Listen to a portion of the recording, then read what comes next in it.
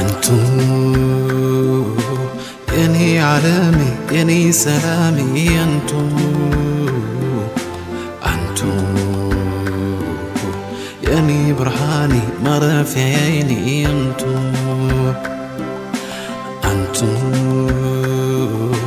يني كفاتا يلبي ركاتا أنتو أنتو يني كماري ولا نجاري الشماعة كم جرتوا كجمتوا تداوتوا تلفزيوني OBS دران درسيني هردفتوا تامنتي مسلمة مران بقى أيانا إيد الفطر كم بركم تكوف إبافوري فافورتامي أفوريني سينجه جتشو بربانا إيد مبارك كانوا ما سبب فتشود أن هر هندي سيتو تافي ميسينسو تجاري فاونديشن كيو سكوير من ثاني ترجمنا مي هذا جا ستينا أجيان سوسنا إيرسا كوبي أيانا إيدا كيسا إيدا الفطر كانوا وجاكم تكوف إبافوري فافورتامي أرفا أما ساوجين دبرسود أفكانو تيجرو Gaarii hedduuni fuulli dargaggoonni kun maaliif walitti qabamanii gara boodaallee himuu taati. Kanaaf erga bara xaaliyaanii as abbaatu maqaa ofii baasadhanii maqaa isaanii illee nutti himaa eegalla. Wayyure? Akkasoyya. Asii jalqabnuuti. Jalqabna. Hayyee Fatiha Muhammad Hassan Intokima itti fufaa. Agabba torbatti maalti? Kudha lama beekayya. Meree aga torbatti nama. Fatiha Muhammad Hassan Intokimo Odeessa Sikkisa Bonayyaa Bosone. Dargaggoonni amma garuu hin danda'u waan akkasii. Jechuun labanni amma jechuukooti. Maqaa agabba torbatti waamu akkas waamu. Nuti akka carraa ta'ee dhaloota qubeeti. Warra qubeedhaan as ga'e kan kana booda dhufu kan nu booda kana caalaa akka baru goona. Inshaallah. Fatiyaa baga geesse. Baga walumaan geenne hundi kennayyuu. Mee garee faawundeeshina keessanii maqaa isaa fi waan gabaabdume nu himi. Egaa baay'een isaanii miseensota garee sanaati yookaan faawundeeshina sanaati waan gabaabduu sana nu himi. Okay, duraan dursee faawundeeshinii miseensotaa fi asnu jidduu jiranii fi kan iddoo garaagaraa jiran maatii kenna kan ijoollee miseensa kenna harmeewwan kenna kan gahee kana faawundeeshiniin kenna as gahuudhaaf warra gahee leencaa ta'udha maatii keenya hunda baga geessanii warra bara hedduu nuuf ta'aa jechuun barbaada. Hiriyoota kiyya as jiranii fi kan qaamaan nu jidduutti hin argamne hunda isaanii baga geessan Ida bara 1444 jechuu barbaada. Ti'aan sun waa'ee faawundeeshinii kenna. Faawundeeshin kun Q Square jedha. Q Square yeroo jalqaba faawundeeshinuu dabuu ture. Uummanni Oromoo waliif birmata waliif daboo jechuun kan waliif birmatanidha. Akkas jenneeti kan eegalle. Ture keessa immoo gara Q Square Foundation itti jijjiirre. Q Square Foundation jechuun qeerroo fi qarree jechuudha. Q Square gaafa ta'u Foundationicha kan maqaa Q Square kan gooneef immoo qeerroowwan bara 2009 akka Itoophiyaatti Bishooftuutti wareegaman ittiin yaadachuu fi namni waan fedheen yaadata yaadannoo hospitaala mana yaalaa mana barumsaa waan fedhe godhee yaadannoo godhata nuti immoo faawundeeshiniidhaan qeerroowwan san bara baraan akka yaadatamaniif kanaaf jechuudha maanguddoonni keessan jiran haa ta'u galatoomii Fatiyaa mee isaaf immoo kennina maal dalagdan ummatti hojiilee akkamii hojjettaniirtanii ka'umsa akka ka'umsaatti immoo maal jechuun gaafa faawundeeshinii kana dhaabdan maal gochuudhaaf yaaddaniiti isa jedhu an maqaan madhu carraa ay afaan oromootiin qaala mattuu maal jettu qaala malleen jennu qaaskeeruma jenna qaaskeeruma anilleen Yamin Badri Abdul Mannan Garado Saido Waqo Sirko isin dorgomuuf jedheeti an kuda afurama toroyamte gare yero dheera dabarse hundi famsa baay'ee gafa godha yeroo yodikaatu guutu sagal kudan gare la koofseedha Hagamatti wantoonni gareen kun hojjechaa ture maqaa Kiwuskeer Foundationitti hagan dhufin dura waan baay'ee hojjetee jira.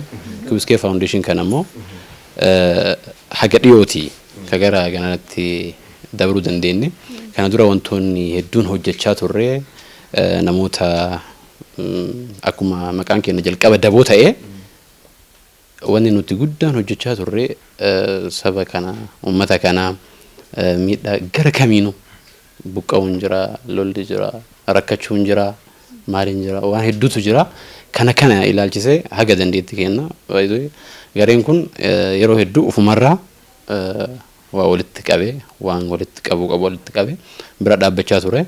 Wantoota hedduu dalagee jira gareen kun haga walloorraa ummata buqqaa ture kaasee as keessattis ummata rakkachaa turanii kaasee ummata Booranaa amma kun amma ijoo waan takka isin kaasuuf barbaadetti malee wantoota akkana irratti hojjetaa jechuudha. Kiwuskeer Foundation akkana irratti hojjeta. Sittina. Amma guyyaan illee guyyaa ayyaanaati iida kana olis haasaa keenyatti waan dandeenyuuf yaana waan qophaa'etu immoo jira ayyaana kana sababeeffachuudhaani gara kanaatti hojjenne wayii. Mijuu hedduutu afur kiyyatti natti mul'ata. Mee gara mijuu san deemnee adamdamu. Maal sitti fakkaata? Sana waliin jechuudha. Haa ta'u.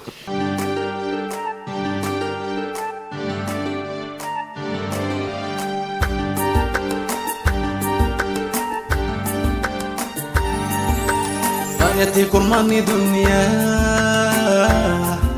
Ba'anur nafkai Dadamni terkam fechu Atgar sanuftai Wanu bali sinin Hutinu kabini Wanhum kinaunis Tasanum baci sini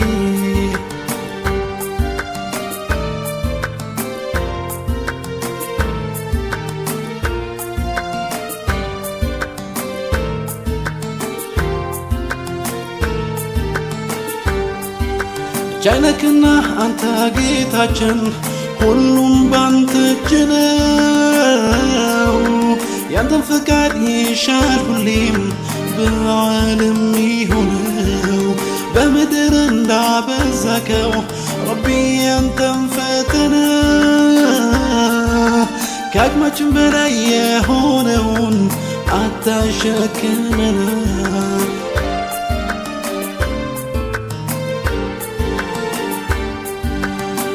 كابن يا رب وانبل السنيني وانرم فنين يكونون دابني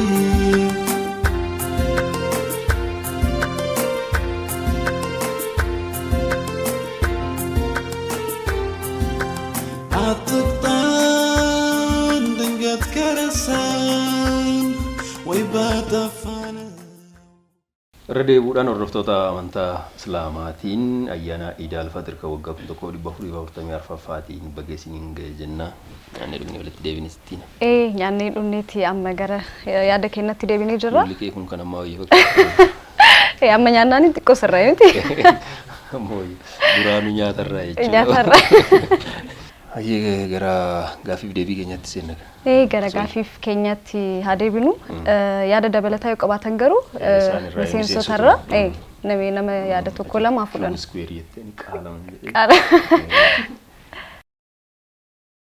Egaa maqaa kiyya Yaasiin Jeelaan yookaan Yaasiin Kasabaan naan jedhani. Hanga torbaa eegee tureeyyu kan kee lama qofa. Maqaa lama waan qabuuf inni maqaa lama waan qabuuf karaa isa kamiin barbaadde torba maqaa isa duraatiin moo sammaatiin? Kamsi wayyaa kamateenuu haga torba. Sun danda'ama garuu mee kama Jeelaaniin taa'uuf Jeelaan Amaanuu Haaji Kadiir Dhaqqabuu jedhama. Egaa waa'ee Kiwuskeer irraa wantoota tokko inni isinii himu amma Kiwuskeer yaada dabalataan yookaan yaada wayiitiin dhufaa jira akkasumas hojjeteetis jira. Amma yoo Rabbiin nu gargaare bifa aartiitiin dhufaa jira. Wanti kun gumiirratti xiyyeeffata. gumiiwwan magaalaa Adaamaa manneen barnootaa keessa jiran keessatti argaman akkasuma haayiskuulii hanga yuunivarsiitii gumiiwwan akkasitti kan of keessatti hammatee jirudha.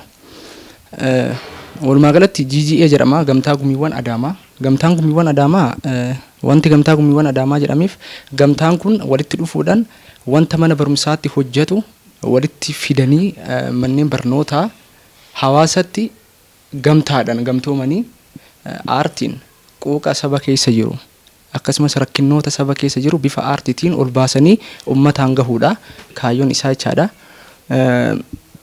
Hojiiwwan babbareedoo ta'an hojjetaa jira. Fakkeenyaaf hojiiwwan san keessaa bara dheengaddaa waggaa tokko guutuuf deema sagantaa Hacaaluu Hundeessaa walumaa galatti GGA'tu hojjete magaalaa Adaamaa keessatti sagantaa bareedaa fi sagantaa addaan adda ture. Akkasumas immoo sagantaa qabsaa'aa keenya abukaatoo Oromoo kan ta'e sagantaa Abdul Hussein irratti ijoolleen GGA monoloogiidhaan geerarsaan irratti hirmaatanii hojjetanii sagantaa san bareechanii jiru. GGA nama leegaal ta'uuf deema. Hayyama argatee magaalattii keessatti guutumaan guututti socho'uuf deema. Inshaallah Rabbi yoo nu gargaare bifa saniin deemaara. Ammatti jidduu kana keessa uummata Booranaa akkuma marsaa hawaasa irratti argitan gumii Rift Valley qarshii guddaa kenneera. Astuunis akkasuma Gooroonis Kiwiskeerinis gaafa gamtaadha walitti daballee ilaallu qarshii kara 300 gaditti hin tilmaamamne hawaasa kanaa godheera jecha. Bu'aan gamtaa gumiiwwan magaalaa Adaamaa walumaa galatti kanadha. Waan guddaa yaanne Rabbiin nu haa gargaaru. Hawaasni Oromoo illee nu cinaa haa dhaabbatu jenna.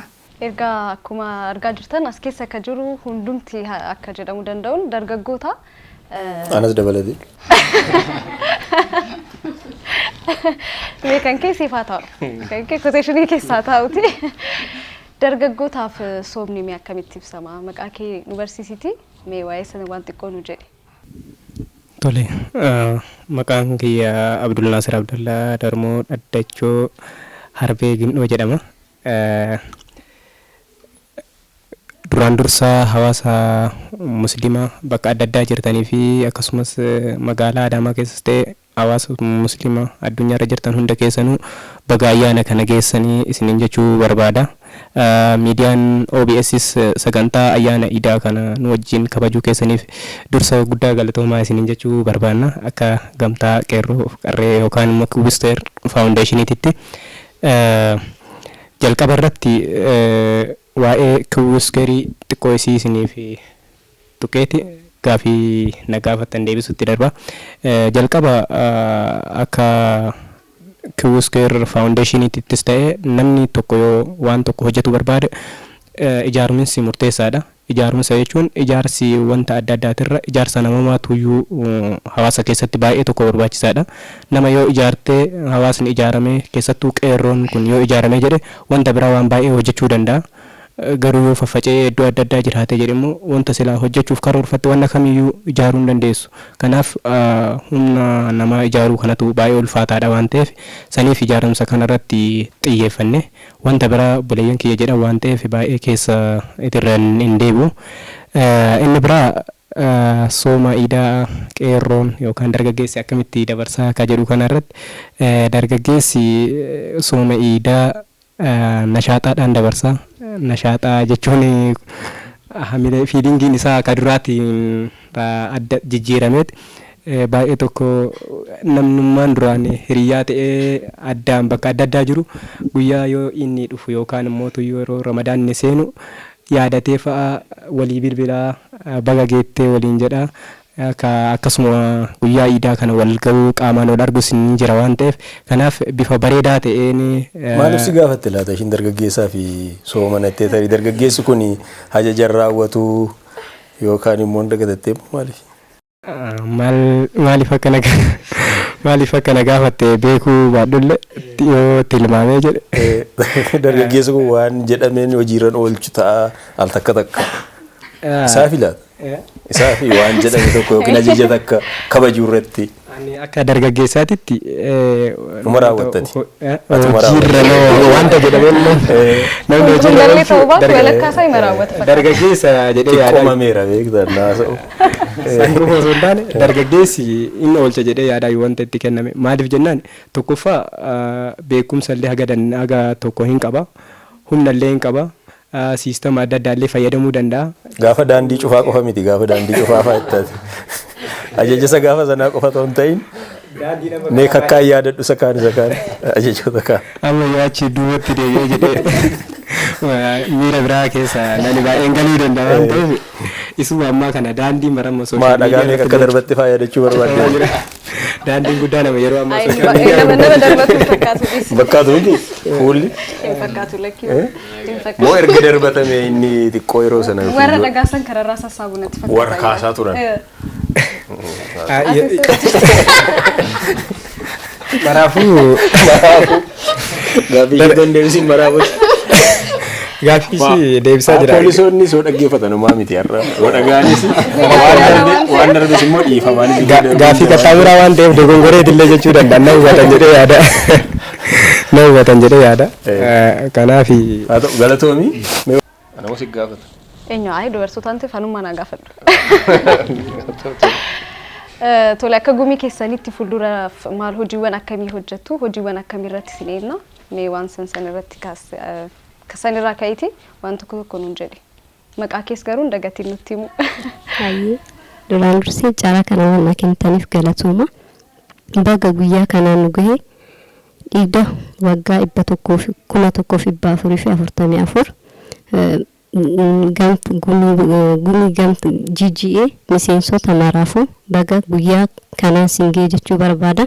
Akkasumas maatii kiyya kan biyya keessas kan biyya alaas jirtaniif walumaa galatti musliimota addunyaa hundarra jirtaniif baga guyyaa Eid al-Fixri kanaan isin gahe jechuu barbaada. Egaa akka GGA'tti wantoota hedduu dalaguudhaaf deemna gara fuuldura.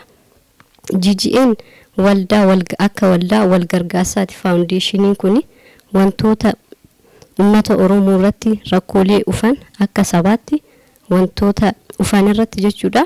Wanta qabnuun gargaaruudhaaf GGA'n kan dhaabbateedha jechuudha.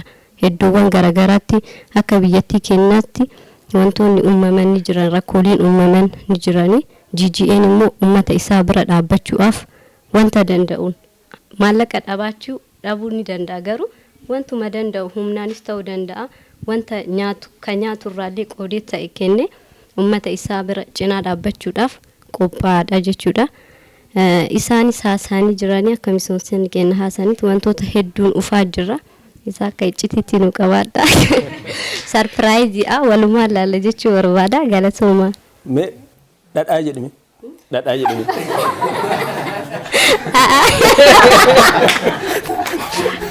Tokko sirraa barteemoo akka. Lakki. Dhadhaa. Dhadhaa. Gochuu aafiyattee naan maa dhadhaa wal jechuudha. Dhaanne rakkisa. Maaliif si rakkisa? I don't know garuu dhaa jechuu amma xiqqoo na rakkisa. Dhaa inni dubbatu Oromoo taal jechuudha barreeffama keessatti ta'e malee. Jedhee bira. Ayi wanta akka Yoo shaakaltee osiin dhufu amma. Haranaa dhufa itti yaaduu ceema. Dhadhaa chafaatu wanti. Dhadhaa. Galata bishitti nuu kenni. Asuma toon daa'uu waa dhagee bakkuma kana teenyuutu amma waa nyaataa irru gidduutti jechuudha. waa dhageenyeerra sunis maalinni ishiini obboleettii Amiin Huseenii Baaleen bu'aa kanaaf obboleettiin immoo tokko miti ijoollee akkasii miti maalirraa eegduree ishiirra gaafatadhaa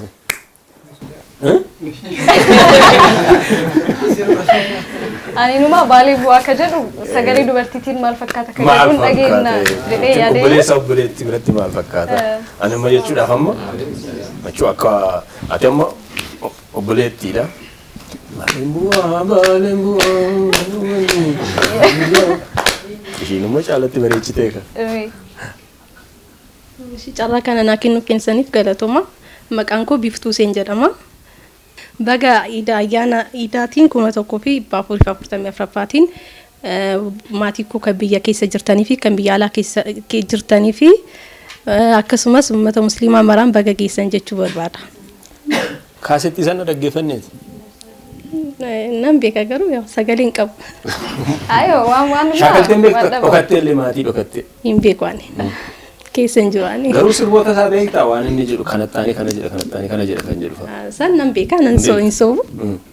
Garuu yaa sagaleen qabu. Mee isa hamanna otoo hin dhagayin ani ni nama hamanna obboleessa kee jechuudha. Nama akkamii turen? Qe'ee keessa akkamii? Nama halluuni? Nama amala qabu immoo maal amala akkam ture? Ittiin nu awwooma si taasisuu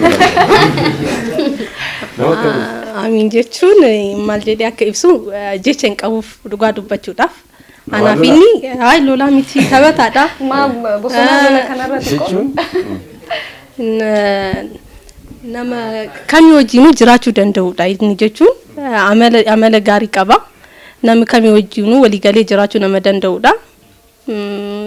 San immoo aanaallee miti namni beeku ni ragaa fi kanuma. Maal biyyaa baaftan garuu saffisan? Yaa fedhii isaatiin bee.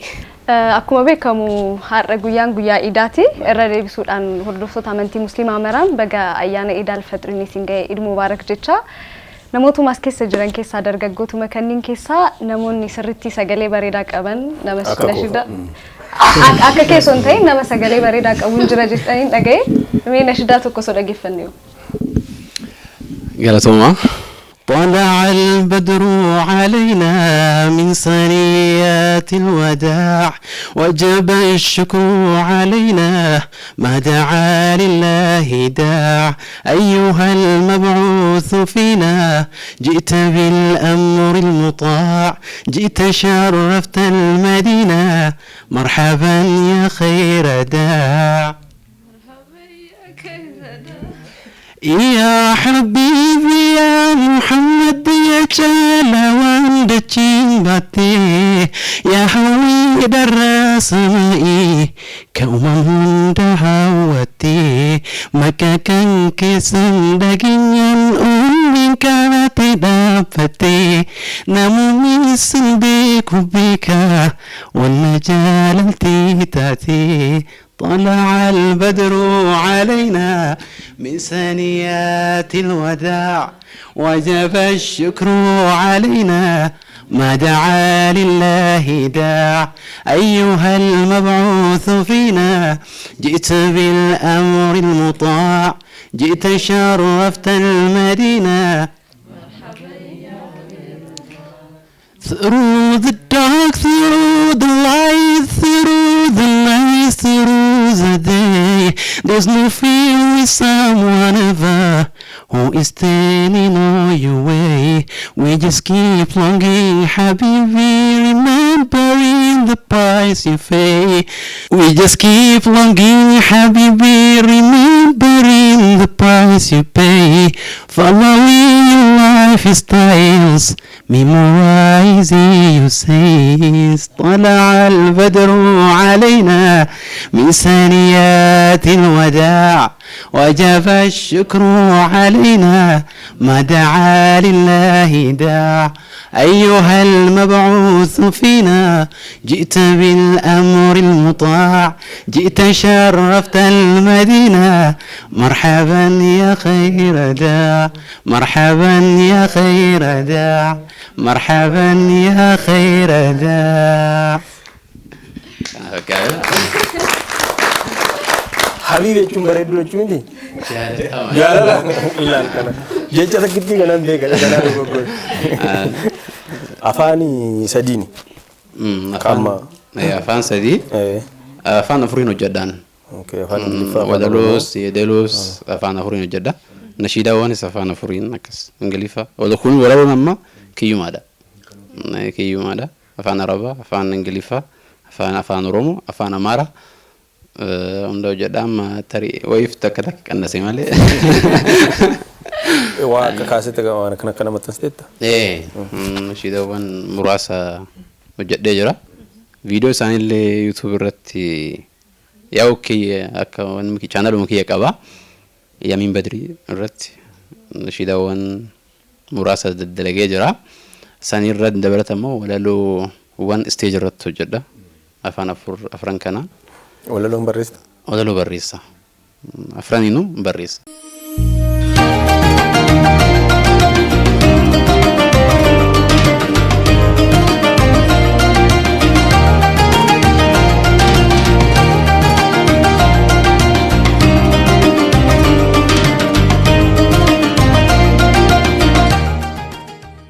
Toligaa ergaa bosona akkuma jetti amma garasi saaceenu haati manaa abukaatoo Abdul Jabbar Hussein addee Sooriyaa natti mul'atu. Addee Sooriyaa jalqaba Eid Mubarak fagattiin isin gahe. Waliin nu gahee hunda keenyayyuu. Ramadaanni darbe akkam ture? Ramadaanni baay'ee gaariidha, namatti tola baay'isee baay'ee gaariidha. Angaafi tokkotu si arginaan gara sammuu kootti dhufe sunis maalinni du'aatii abukaatoo Abdul Jabbar Hussein faana wal qabate yeroo sanitti wanti ifa ta'e hin jiru. Wanti sun amma irratti maal irra gahee isa jedhuun isin gaafachuu barbaadeeju. Akkuma sanatti jira wanti ifa ta'e hin jiru. Nuufis uummata Oromoofis wanti ifa ta'e hin jiru ammayyuu akkuma sanatti jira. Tarii yeroo sana amma akka himametti waan garagaraatu haasa'amaa ture. Wanni ergasii yookiin poolisiin qoratee yookiin ragaansaa kana jedhamee wanni sana booda wanni ifatti isinitti himame qaama poolisii irraa haa ta'u jechuudha. Seerarraa wanti kana jedhame jira ergasii. Abdul Jabbar egaa nagaa manaa baheetu fayyama qaba ture. Manaa bahee hanga sa'aatii 12 walakkaattis nagaa ture. Naannoo sa'aatii 1 walakkaan du'e jedhamee bakka hin jirretti gatamee argamee bakka dhaqee hin beeknettu. Haala du'asaa namni qorachuu barbaades hin jiru, namni qorates namni duukaa bu'es tokkoyyuu hin jiru. Kanaaf dhugaansaa namni barbaades hin jiru, wanti argame tokkoyyuu hin jiru. Jechuun ergasii akka maatiitti homaa odeeffannoon wooma yeroo sana ture nafee jechuudha malee sanaasitti homaa wanni yeroo sana ture nafee wanti tokko wanti barbaadame namni barbaades hin jiru. Ergasii yoo mee haalli jiru akkamii daa'ima kee wajjiniin illee maal fakkaata? Egaa yeroo sana nama ofiisaa tattaafatee jiruusaa rayyuu darbee nama kaaniif iyyuu nama dhaabachuu danda'u ture yeroo sana Abdul Jabbaari. Sana asitti mee jiruun kee maal fakkaata, maal keessa jira? Egaa erganni du'ee rabbiif uummata Oromoof galanni haa ta'u.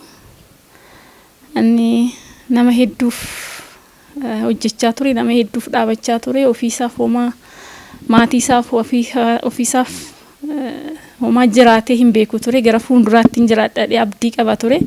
Abdiin isaa suni xobbeetti citee abdii guddaa qaba ture. Inni uummata Oromoof dhama'aa ture.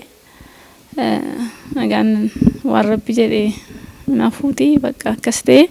Ergasii uummanni Oromoo gagatii uummata Oromoof inni dhaabachaa ture. Uummanni Oromoo baay'ee nu faana dhaabbatee jira. Nu waliin jira uummanni Oromoo. Antini kanaanis uummata Oromoodhaan baay'ee galatoomaa jechuun barbaada. Keessumaa immoo qeerroof qarreen magaalaa Adaamaa kun na waliin jiru. Erga gaafanni amrii ta'e kaasee si waliin jirra, hiree si waliin guddisna akka jedhanii na utubanitti keessumaa qeerroof qarreen magaalaa Adaamaa baay'ee na utubanii jiru. Sababa isaaniidha baay'ee kan hin jabaadhes jiru. Na baay'ee galatoomaa jechuun hin barbaada. Qeerroon asitti argamanis asitti kan hin argamnes na baay'ee nu wajjin dhaabatanii jiru. Haa ta'u namni egaa haala garagaraatiin darbuu danda'a lafa kanarra dhaabatee hin hafuuti. Garuu sanaa booda maaltu isinitti dhaga'ame, ergaa maalillee qabdu? Kanannaan isiniin jedhu haga uummanni nama gaarii waa hojjetee darbe maqaa isaallee yaadachuu birallee dhaabachuu isa kana akkamitti hubattan yookaan immoo dirmannaadhuma uummanni illee taasise? Uummanni Oromoo anaaf hiree wajjin dhaabatee jira, garuu haqa isaa barbaaduu irratti namni hundumtuu sodaateera. Namni maqaa isaa dha'uyyuu hin jiru. Abukaatoon namtiyyuu isa waliin haqa barbaadaa turanis wanti kun innatti ka'u baay'ee sodaatan. Uummanni hundumtuu numa sodaata waa'ee haqa isaa barbaaduu irratti. Namni itti bu'eeyyuu hin jiru. Nu waliin immoo sirriimatti dhaabachaa jira namni. Ani immoo haqa isaa barbaaduu irratti na gargaaranii natti tola. Haqni isaa akkasitti dhokatee hafuuni nuuf nagaa nuu kennaa hin jiru. Xiqqoo mallee hin barbaadamne uummanni nu godhu caalaatu haqni isaa argamee nagaallee boqonnaallee gammachuullee arganna xiqqoo malleetu barbaadame haqa Abu Jabbar itu barbaade uummanni Oromoo Abu Jabbar nama haqa nama barbaachuuf irra dhabuudha halkaniif guyyaa boqonnaan qabu namni yoo du'e yoo namni hidhame Oromoollee miti saba biraa yoo ta'e irra qabu halkaniif guyyaa awwaaltuun awwaalchan argattu akkuma jedhanii inni garuu haqa isaa barbaachuuf tarkaanfii tokko namni kan tarkaanfate hin jiru haga ammaatti waanuma fedheenu hadu garuu halanni ittiin du'e akkamitti akkanii du'e uummanni Oromootu nu gargaari nutti tola isatu caalaa nu gammachiisan. Asumaan garuu namoota baga ittiin isin ga'e Eid Mubaarak jechuun barbaadde jiraate carraasaa siifaa kenninu. Uummata Oromoo addunyaa garaagaraa uummata Oromoo Musliimaa addunyaa garaagaraa jirtan hundumtu baga Eid baranaatiin isin ga'e jechuun barbaada. Mee Eidni akkamitti darbaa jira Eid faana wal qabatee waan tokko akka nuun jettu barbaadna akkuma beekamu hadhi guyyaan ayyaana Eid faana wal qabatee mee akkamitti Eid dabarsitaa Eidni akkamii? Eid gaa akkuma beekamu warra harka qalleeyyii nyaatanii quufanii dabarsuu hin dandeenye wajjin dabarsuunis filatamaadha.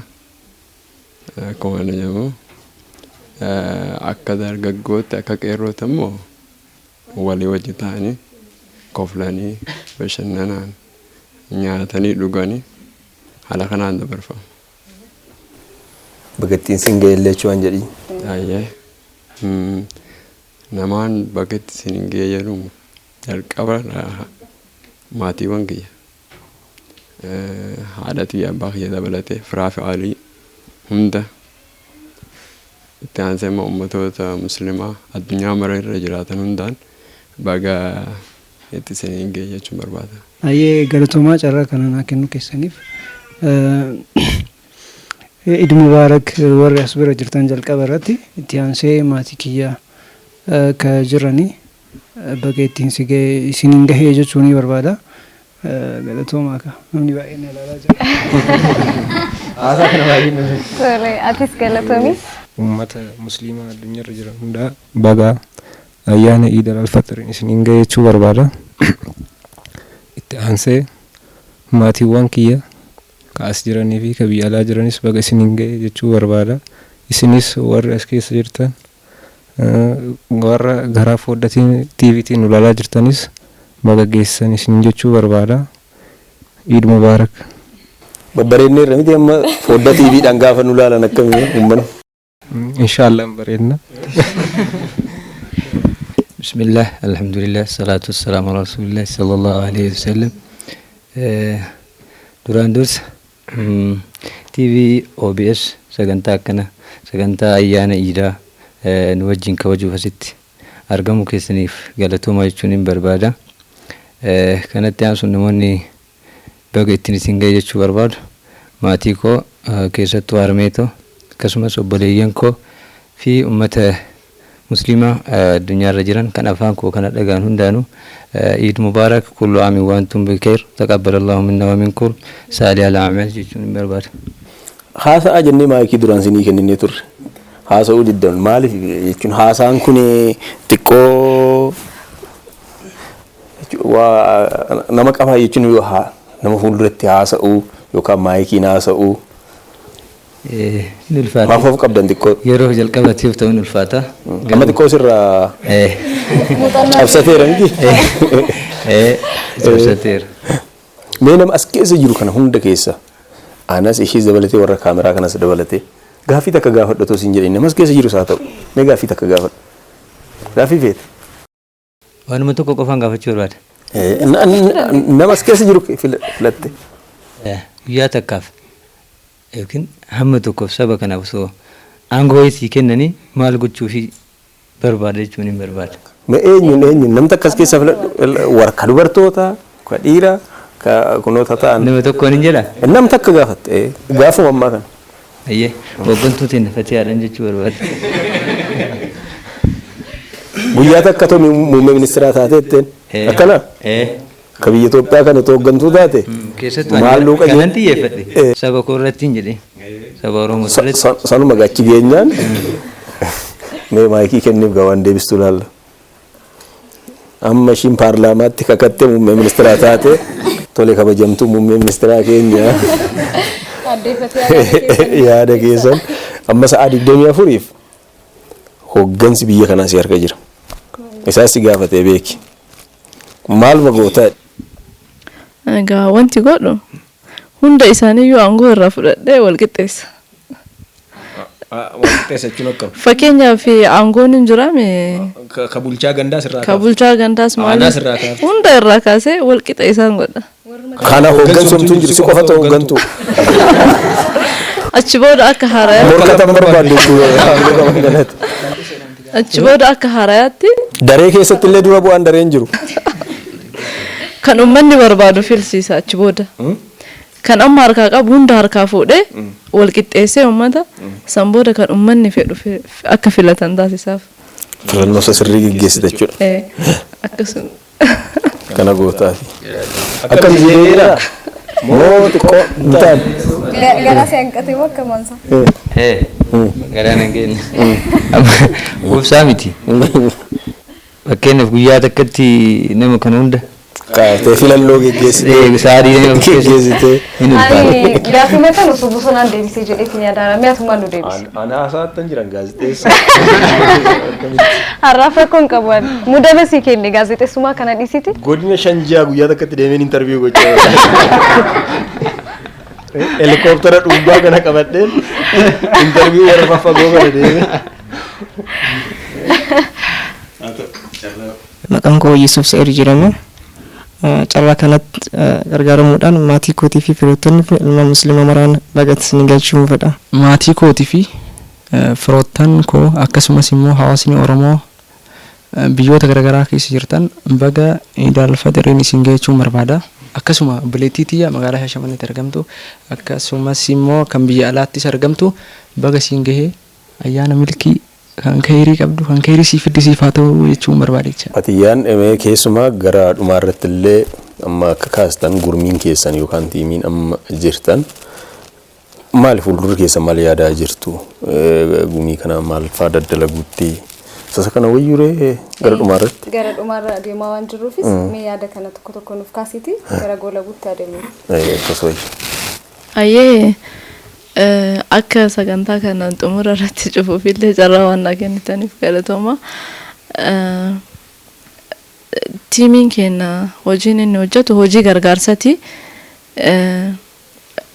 Hojii gargaarsaa kiisuma keenyaa waliif funaannee waanuma maatii keenyarraa fuunu nuti aga ammatti nama hojii qabatee miti nama of danda'a miti warri asitti argitan kun hundi ufiifuu kadhataadha kadhannee deebinee walitti buusnee ittiin gargaarsa goona hojiileen hanga ammatti hojjetamaniin ala kan of duraaf hojjechuuf yaanne akka Q Square Foundation erga taaneen booda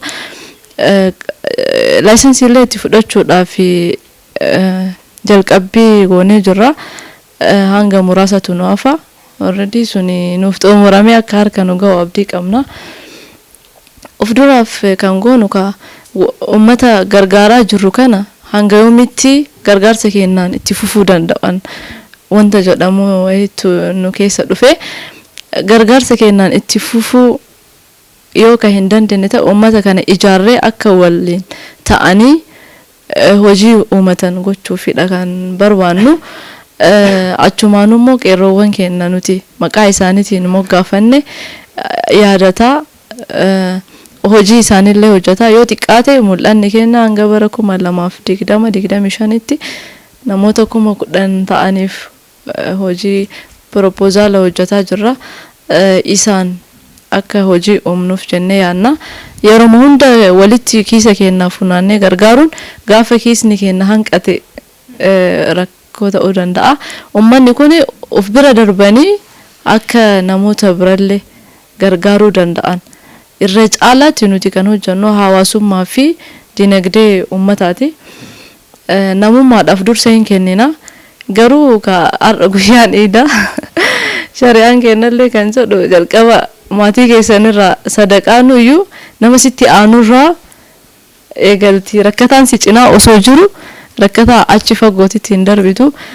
Namummaa fi dursinaa saba kamuu hin filannu gargaarsaaf garuu uummata keenyarraa eegalla jechuu barbaadeti.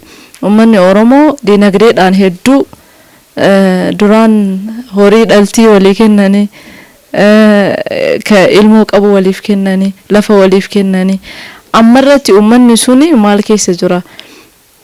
Bishaan dhugullee waliif kennuuf rakkataa jira. Keessattuu dhiibbaan taateewwan namtolcheenii fi uumamaa yeroo ammaa uummata keenya miidhaa jiran kun baay'ee nuti dhagahama. Kanaaf yoo hanguma danda'ameen kan buqqa'ees qubsiisuu hojii uumuu fi kan gurmaa'ee jiru dhaqnee waan inni hojii ittiin uumatu. Of duraaf immoo waan hojii tola ooltummaallee ni eegalla namoota irratti hin hirmaachifna. Kana fakkaata. Rabbi nu haa gargaaru. Xumura irratti immoo wanti tokko kan jechuu barbaadu nuti ijaaramuun keenyaaf sababa kan ta'e maatiiwwan nu duuba jiranidha. Maatiiwwan keenya akka guyyaa har'aa kana geenyu jalqaba rabbiin guyyaa har'aa kana nu hin geenye jennee hin yaadne rabbiin guyyaa har'aatiin wanta nu hin yaadinis nuuf godhee nuun gahe kan nuti yaadne illee kan nuuf gahe alhamdulillahi rabbil aalamiin rabbiin galanni haa ga'u. Itti aansuun maatii akkanaa kan nuuf kenne nuti hundi haadha abbaa of duuba qabna. Obboleeyyan keenya kan yoo nutti galgalaa bilbilannee karaatti nutti kottaa jennuun ilmaan haadhateenna hundi kennayyuu keessattuu gadi qabee harmeetii as nu cinaatti argamtu sagantaalee garaagaraa yeroo hojjennu meeshaan kuni bade kuni cabe kana gattan osoo nuun hin jedhin meeshaa mana isii irraa kaastee humnaan yaadaan gaafa ani dadhabee ciiseyyuu haganuma hojjettee dhaabuu fi kan eegalte naan jechaa itti naka kaasaa kan guyyaa har'aatiin hanga guyyaa har'aatitti ispoonsara nuuf taate sagantaa kanallee akkatti bareechitee mana isii keessatti kan qopheeffanne galatoomii umrii naa dheeradhu nama bara baraan dhiida kabaju naaf ta'ii jedhaani abbaa kiyya biyya kana hin jiru biyya Dubaay jiraata. Gaafa ani yaada akkana jedhee itti dhiyeessu inumayyuu qajeelfama naaf kennee daandii aan irra deemu naaf gabaabsa baga iida kana itti geettee jechuu barbaada. Harmeewwan hiriyoota kiyyaa abbootii isaanii warra asna cinaa jiranii fi nu cinaa hin jirre tiimiin keenya miseensa hanga nama 100 kan ta'udha. Amma maqaa isaanii waamee hin fixu kan sababa jireenyaatiif biyya ormaa deemanii achirraa nu gargaaranis kan biyya keessa jiranis hunda isaanii baga geessan jechuun barbaada. Maqaan kiyya Hindiyaa Sheek Kaliil jedhama. Ani asuma teessoo magaalaa Adaamaa kana ta'a. Baga iida ayyaana kan isiniin gahee isiniin jedha isin maraanu. Kanatti aansee immoo firoottan kiyya abbaa warra kiyya biyya isaan jiranitti obboleessa kiyya magaalaa Finfinnee keessa jiraata. Muhammad Sheek Kaliil jedhama. Isallee baga isiin gahee jedha. Haadha fi abbaa kiyyallee itti aansee obboleettiin tiyyallee biyya fagoo kana jirti. Maraayyuu itti aanee obboleeyyan tiyya obboleeyyan akiraa maraanuu baga ayyaana Iidal Fixri isin gahee isiniin jedha. Isin marruu immoo mana keenya dhuftan galatoomaa isiniin jedha. Galatoomaa akkanatti tolchitanii wanni hafin jiru asitti nyaannee nu waaftanii galata argadhaa ka warra dhufuunis nagaadhaan rabbi achi nu haa gahu. Bismillah salatu wassalamu ala rasulillah sallallahu alaihi wasallam. Assalamu alaikum warahmatullahi wabarakatuh. Maqaan kiyya Wasiilaa Sheeziilaa Nasan Amaan Badhaasoo Ajabbaasoo Shubbaa Daalachaa Abbee jedhee itti fufa. Hawaasa musliimaa guutuu addunyaa irra jirtan baga iida bara 1444 nagaan geettan iid mubaarak isiniin jedha. Itti aansee maatii kiyya kan biyya kana keessa jirree fi biyya kana keessa jiranis baga geettan jechuu barbaada. Miidiyaa OBS nu cinaa taataniitiin yaada nurraa fuudhuudhaaf nu keessatti argamtanis guddaa galatooma. Qeerroof qarree magaalaa Adaamaa bakka kana jiranii fi bakka kana hin jirreenillee baga isiniin ga'e jechuu ni barbaada. Baga Iidal Faxiriitiin baga nagaan isin ga'e jechuu barbaada. Maatii koo haadhatoo Saadiyyaa Abdallaa fi obboleeyyan koo kan biyya alaa jirtanii fi kan biyya keessa jirtanii guutuu baga ayyaana Iidal Faxiriitiin isin gahee jechuu barbaada. Maatiiwwan koo abbaa kiyya haadha kiyya obboleewwan kiyya hundaanuu maatiiwwan kiyya firoottan kiyya baga Iid al-Faxiriitiin isin ga'e jechuu barbaada. Akkasumas musliimota addunyaa jiran kan biyya keessas kan biyya alaas baga ittiin isin ga'e jechuu barbaada. Akkasumas immoo isin galateeffachuu barbaada. OBS qeerroof qarree magaalaa Adaamaa cinaa dhaabbatanii qophii akkana fakkaatu wajjin dabarsuu keessaniif baay'ee isin galateeffachuu barbaada. Akka qeerroof qarree magaalaa Adaamaatti akkasumas miseensota OBS keessan jirtaniif baga ayyaana kanaaf isinillee isin ga'e jechuun barbaada. Galatooma. Nama baga itti isin ga'e jechuu barbaadu jalqaba irratti maatiiwwan koo hundaanuu baga isin ga'e jechuu barbaada. Keessattuu harmeetiyyaa fi obboleeyyan kiyyaan baga isin ga'e akkasumas haaliin kiyya bakka adda addaa jirtan hundi keessaniyyuu baga isin ga'e jechuun ni barbaada. Itti aansee gamtaa qeerroo fi qarree keessattuu warroonni lafee dugdaa tiimii kanaa taatanii ammatti qaamaan nu biran jirre hundi keessaniyyuu baga ayyaana Iidaa ittiin isin ga'e jechuu barbaada. Tole ammas irra deebi'uudhaan hordoftoota amantii Islaamaa maraan baga ayyaana Iid al-Faxir kan bara 1444tiin isin ga'e jechuu barbaanna. Ammas nu gidduu ijoolleen artiist falmataa qabsaa'aa artiistii keenya hedduu jaallannu ijoolleen nuhoo gobanaa nu jidduutti argamu. Duraan dursee Iid Mubaarak isiniin jechuu barbaada. Maqaan kee Tokkummaa Nuhoo jedhama. Mana barumsaa naaf yaad baradhaa. Ani barnoonni bareeda. Kutaa ja'a. Kutaa ja'a baratta? Nuuree barnoonni kun? Bareeda amma barumsi. Muuziqaa irratti akkamiimi? Abbaan kee? Ani dhaggeeffachuun dhaggeeffadhaa garuu sagalee illee hin qabu sagalee isii qaba. Yaada qabdillee. Ani yaalle isiitu yaala. Artist Nuhoon nama maqaa guddaa qabanii keessumaa saba kanarraas immoo nama oolmaa guddaa oolanidha. Isa kana gaasinii amma ijoolleedha waa hedduullee isiniif kaasuu miti. Waan inni hojjetee darbee mee akka ijoollummaatti maaltu isinitti dhadhagahama waa'ee abbaa keessanii? Inni gorsa isaa fi dhaamsa isaa naa jabeessee dheete na biraa deemee rabbi rahmataa godhuu fi dhaamsa isaallee tokkummaa jabeessaa hidhee jira. Amma isin akkamii haalli barnootaa fa'aa dhaqxanii amma gaanni lubbuudhaan gaasin biran jiru. Ijoolleen immoo maatii dhabuun keessumaa rakkoo garaagaraa akka jiru hin beekama. Akkamii haalli barnoota keessanii hagi maatii jiruu jireenyi haati keessanoo? Ani har'a abbaan kee du'ee fi ittiin gaddu seenaan isaa jira. Nama guddaadha nama gootaati. Isatti amana uummanni keenyallee nu cinaa jiran jedhee waan amanuuf hanga ammaallee nu gargaaranii galatoomaa jechuun barbaadan.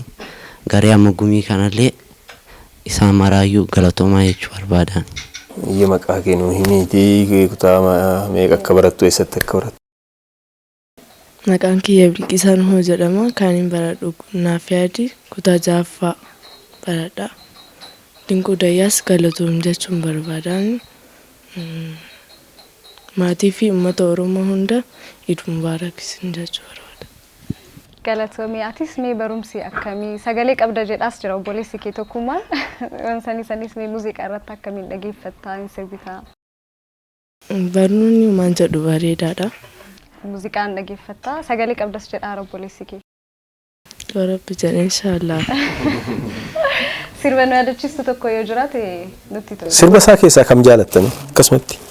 Tokkummaa tokkummaa tokkummaa tokkummaa yaa ilmaan Oromoo tokkummaa tokkummaa tokkummaa tokkummaa tokkummaa yaa ilmaan Oromoo tokkummaa Kiristaana Islaamaa nu gargar hin baanu Kiristaana Islaamaa nu gargar hin baanu amantiin kabbaatti akkasiif habeenu dirree tokko taanee dinahaa mancaafnu tokkummaa tokkummaa tokkummaa tokkummaa yaa ilmaan Oromoo tokkummaa tokkummaa tokkummaa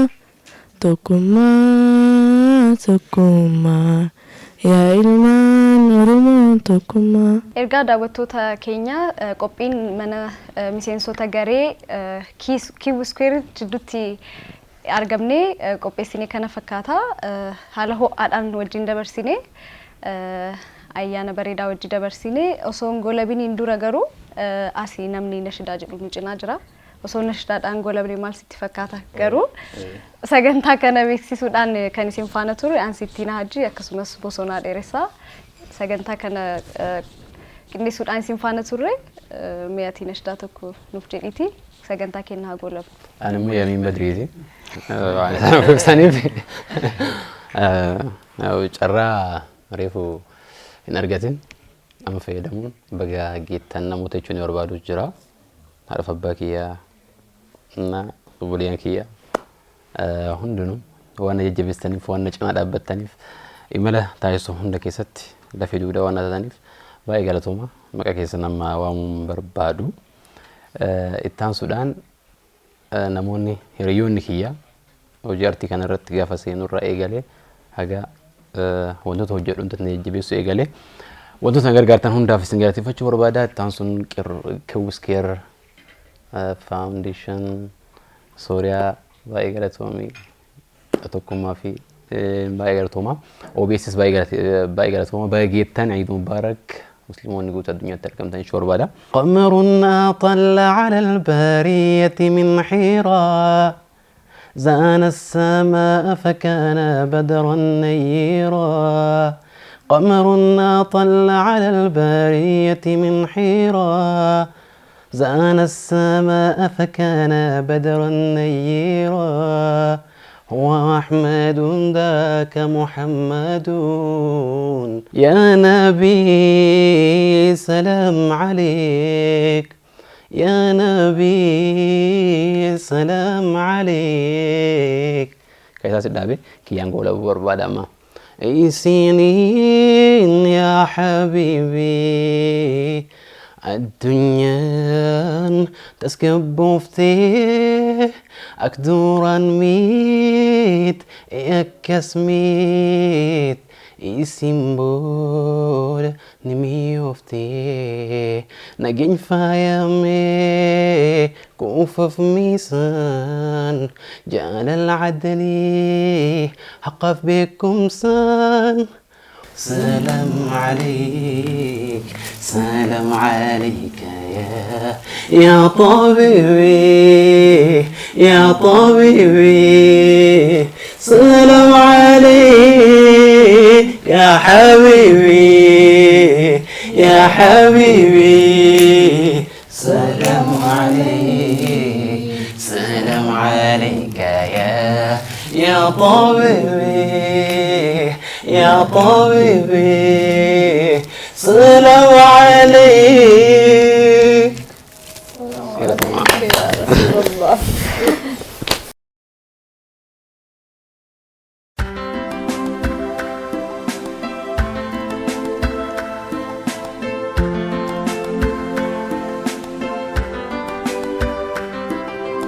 أنتم يني عالمي يني سلامي أنتم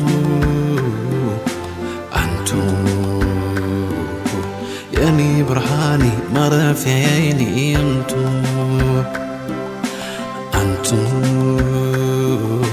يني كفاتا يلبي ركعت أنتم يني كماري ولا نكاري أنتم.